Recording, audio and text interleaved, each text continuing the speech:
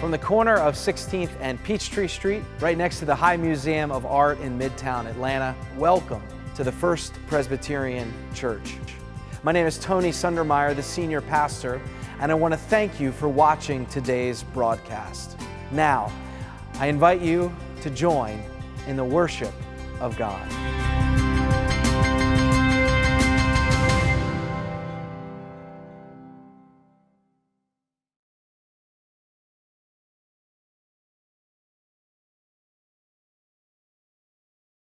It's the 5th chapter of Matthew, verses 13 through 20.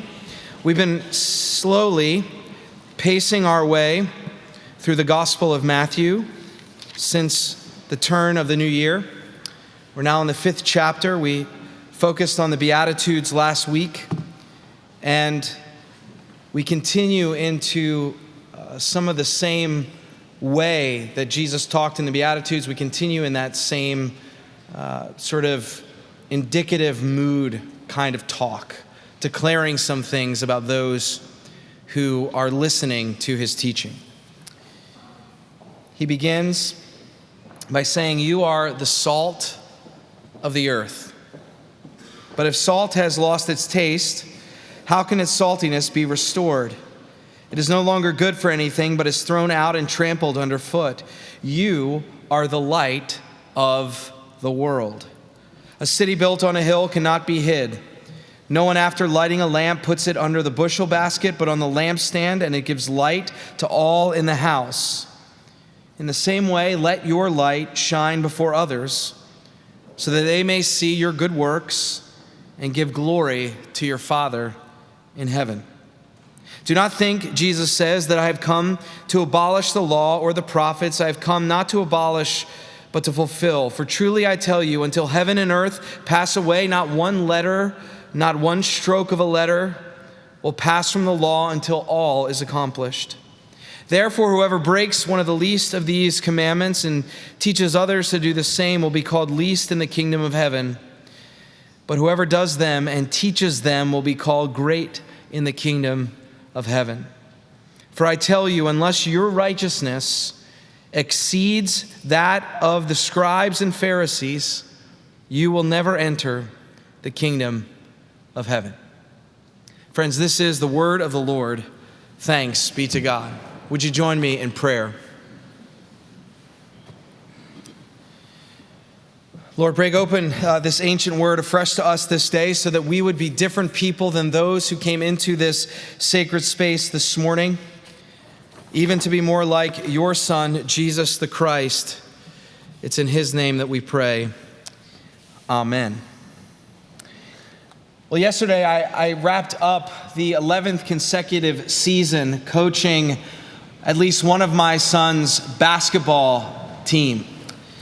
And coaching at this level, when you're talking about elementary age kids or young middle schoolers, really the main goal of the coach is to make sure no one hurts themselves.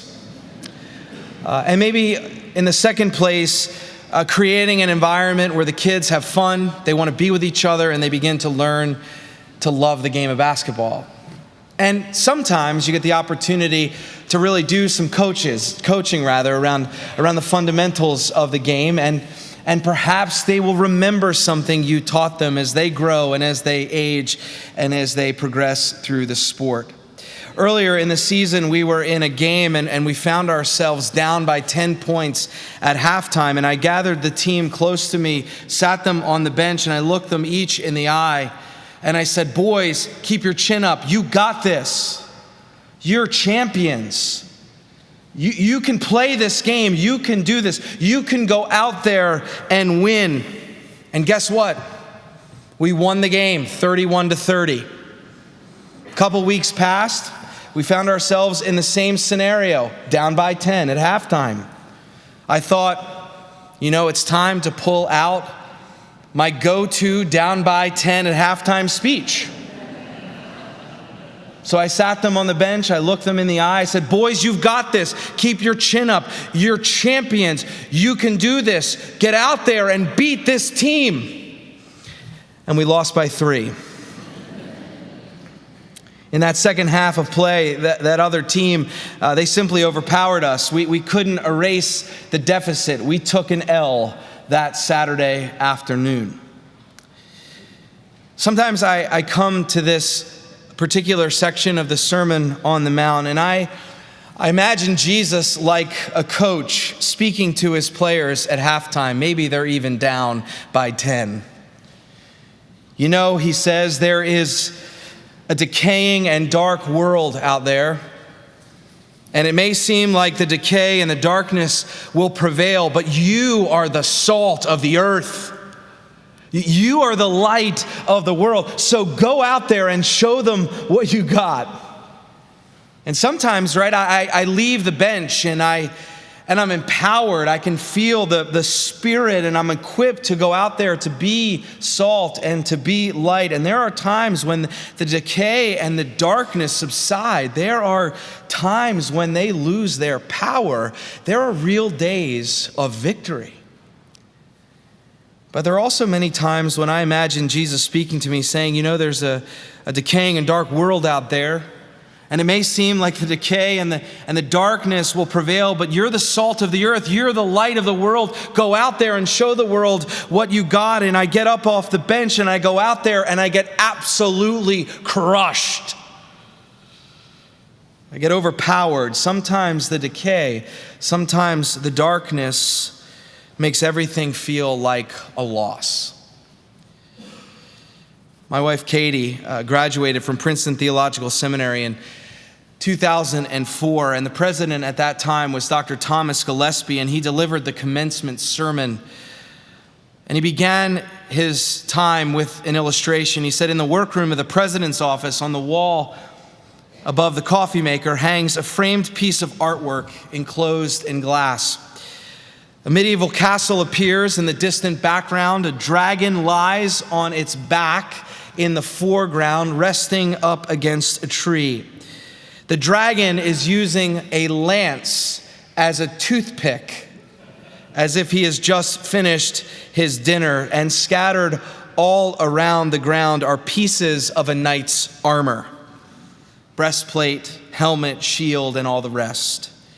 And beneath this scene, a caption reads, no matter how hard you work, no matter how right you are, sometimes the dragon wins. He continued by saying that bit of wisdom is important to remember when you are a seminary president. It's also sage advice for seminary graduates who enter into the practice of ministry. And might I also add, that is also wise advice for those of us who call ourselves friends of God. For those of us who call ourselves followers of Jesus Christ, because he's right. Sometimes the dragon wins.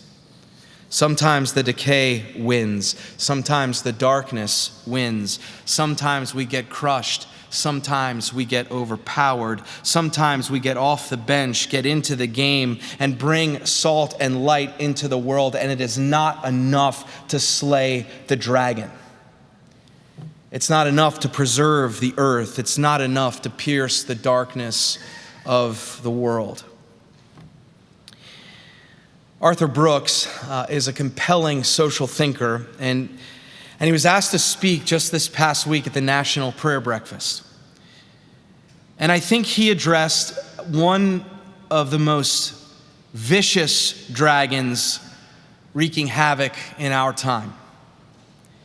He wanted to talk about a form of decay, about a form of darkness that seems to be claiming victory at every turn. It's something he frequently speaks about and writes about. He calls it the culture of contempt. And Brooks argues that the decay and the darkness of our time is not incivility, nor is it intolerance. He suggests that the decay and darkness of our time is contempt. Contempt.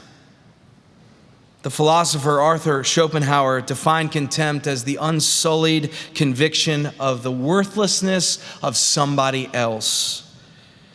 And the culture of contempt these days has us choosing ideological enclaves, socio-political silos that have become so clear and well defined. And it seems that this culture of contempt is constantly looking for an affront. It's constantly on the prowl for an offense. It's looking to make a case. It's looking to make an accusation against the other that subsequently strips their worthiness, which is another way of saying diminishes their humanity. And in this decaying and dark social climate of ours, it seems everyone has an enemy. It seems like everyone has an enemy to burn. Christopher Edmonston is a dear friend of mine. He is the senior pastor of the White Memorial Presbyterian Church in Raleigh, North Carolina, in the state capital. He invited one of his elders and a 20-year member of the church and a Sunday school teacher, a man by the name of Roy Cooper, to teach a class during the Sunday school hour on the opioid crisis in their state. Now, if Roy Cooper's name sounds familiar to you, that's because he's not just a good Presbyterian, he happens to be the governor of North Carolina as well. Governor Cooper is a Democrat. He is on President Donald Trump's commission on combating drug addiction and the opioid crisis. And so he has some measure of expertise to teach on this subject. As an aside, the commission represents a bipartisan effort out of the White House to fight this national epidemic. And so Mr. Cooper leaned into his Christian faith. He leaned into the teachings of Jesus as he encouraged other Christians to join the cause to reduce opioid addiction across the state of North Carolina and in our country. The very next day, following that Sunday school class, Christopher received an email, and in the subject line it read, "Leaving White Memorial Church." The author of the email accused Christopher of holding a political rally at the church. A rally that elevated someone that this individual considered his enemy and said he had no place in the church. This individual was so incensed, so angered, so disgusted that Christopher would have allowed such a thing to happen that the man saw no other alternative but to leave the congregation and resign his membership. It didn't matter that Governor Cooper was working with the president on this dire healthcare issue. For that man that day, Cooper was the enemy, and he held him in contempt, and so he left the church. This is but one of a myriad of examples of the decay and the darkness that seems to be so pervasive across our national landscape. It seems as if the culture of contempt is the dragon breathing down everyone's neck. Communities and families and churches and synagogues and mosques and neighborhoods and colleagues and politicians are divided and polarized in the greatest number since the Civil War. Just this past week, I was leaving a meeting, and one of our elders, who by no means is someone that waves a political banner either way, said, "Tony, I am concerned about the unity of our church. I'm concerned that we understand our commitment to one another as Christians in the midst of such divisive times, that we need to pray for one another and we need to talk about it." And it was that conversation that helped me read this particular text in light of our time and our place, because it is something I deeply care about, church. I deeply care about the unity of the church. In our diversity and in our plurality, I care about what Christ has done in bringing us together as one body. I don't have to give you more examples. I don't have to give you more stories. We know this divisiveness to be true, but I want us to be clear about something. Jesus faced many dragons too. He lived and he taught in a very divided time. When he delivered the Sermon on the Mount, there was polarization. Make no mistake, there was polarization within the house of Israel. Different groups had different ideas about what righteousness looks like. They had different ideas of what faithfulness to God looks like.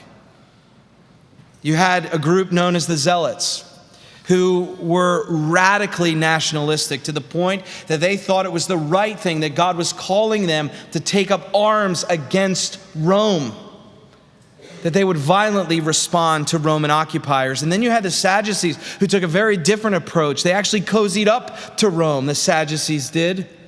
They made accommodations for Rome and Hellenistic culture and Greek culture. They wanted not to rock the boat because what was most important to them was maintaining their liturgical fundamentalism, to make sure that they were protected to do what they needed to do inside the temple.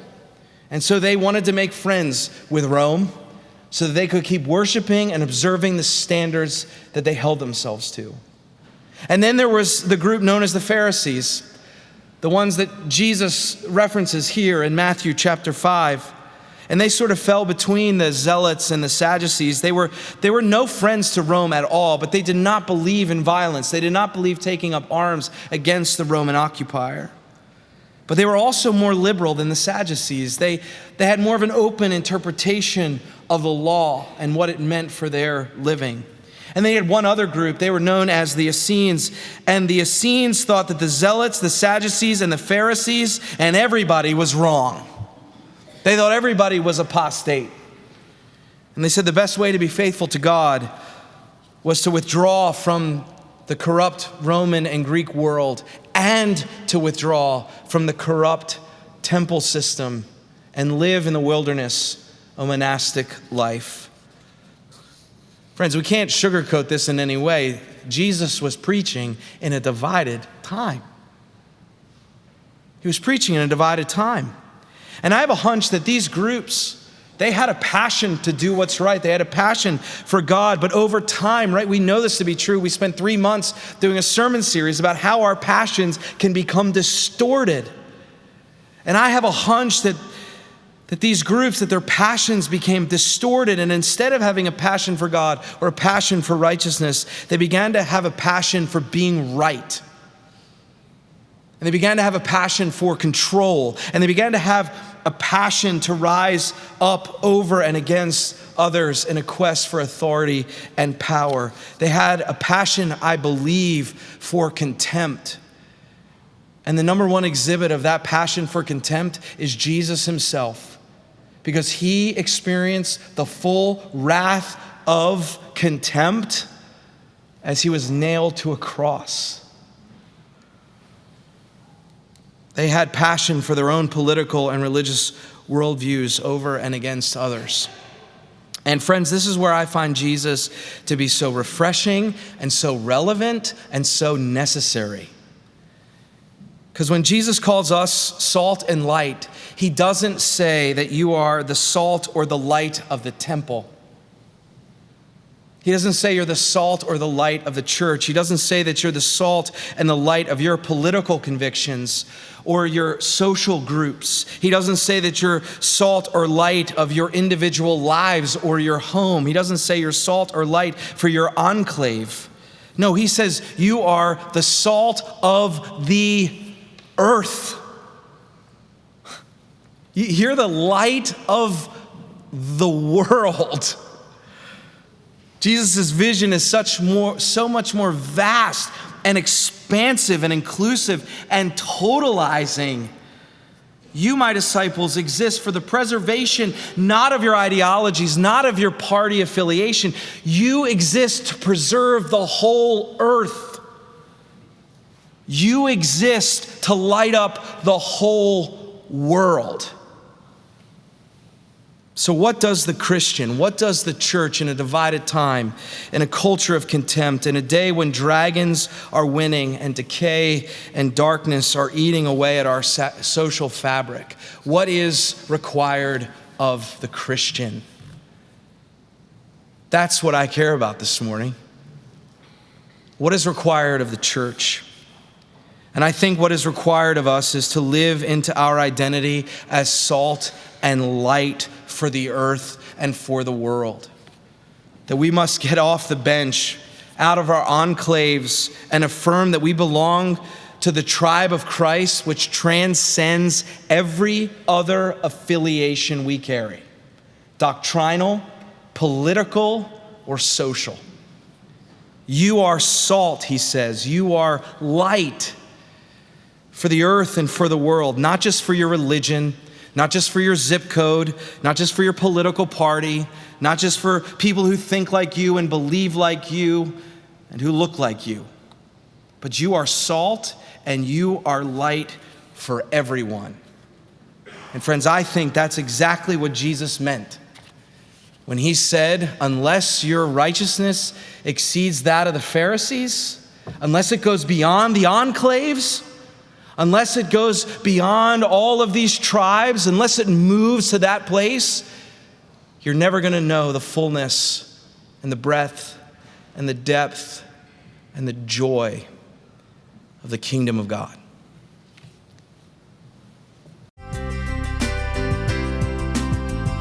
Thank you for watching today's broadcast. For more video content, I'd encourage you to visit our website, firstpressatl.org. We'd love to see you here sometime at the corner of 16th and Peachtree Street to join us for worship. Thanks again for watching.